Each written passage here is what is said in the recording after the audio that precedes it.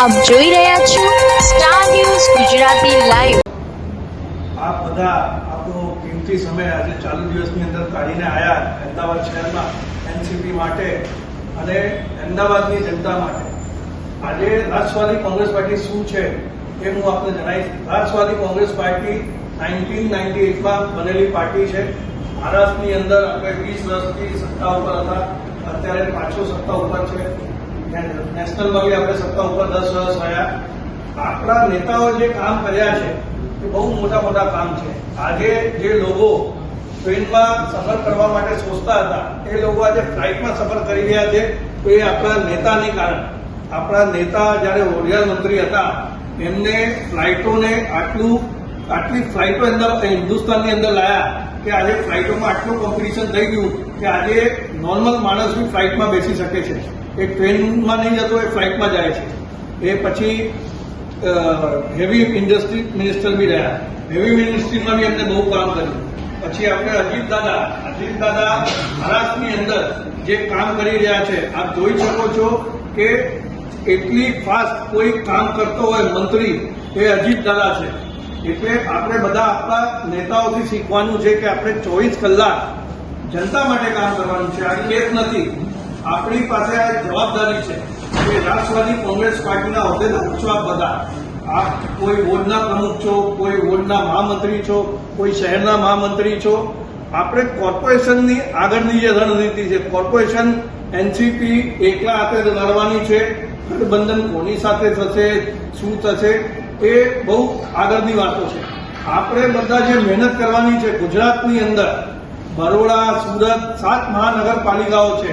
આપણે બધી જ 7 મહાનગરપાલિકામાં મહેનતથી ચુનાવ લડવાનું છે, સારા કેન્ડિડેટ ઉતારવાના છે। જે સત્તાધારી પક્ષ છે, જે કોંગ્રેસ છે, આમ આદમી પાર્ટી છે, આમ આદમી પાર્ટી કહીએ તો એ બીજેપીની બી ટીમ છે।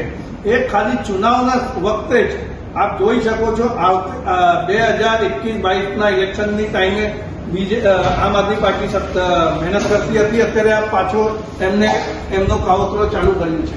એ ખાલી બીજેપીની બી ટીમ છે।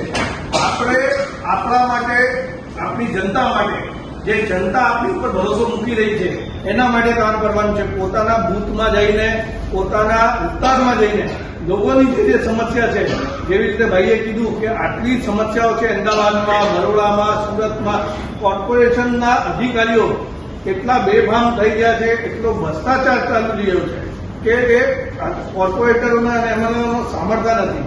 તો આપણે બધા મજબૂતીથી લડવાનું છે, લોકો માટે કામ કરવાનું છે। જનતા જે ભરોસો આપણી ઉપર મૂકે એના ઉપર આપણે ખરો કરવાનું છે। આજે મારા વિસ્તારનો હું કોર્પોરેટર છું, મારા વિસ્તારના લોકો માટે હું કોઈની જોડે બી ઝઘડી શકું છું। જ્યાર સુધી આપણે એ દિશામાં કામ નહીં કરીશું, આપણે બધા મળીને, જો આપણે કોની સાથે ગઠબંધન છે, કોણ આપણી સાથે છે, એનાથી આપણે કોઈ લેવા દેવા નહીં। આપણે બસ મક્કમતાથી જે જનતા અમારી પાસે આવશે એનો પ્રશ્નનો નિકાલ કરવો જોઈએ। એ અમારી ગઠબંધન છે, એ જ અમારો ભગવાન છે, એ જનતા માટે આપણે કામ કરવાનું છે।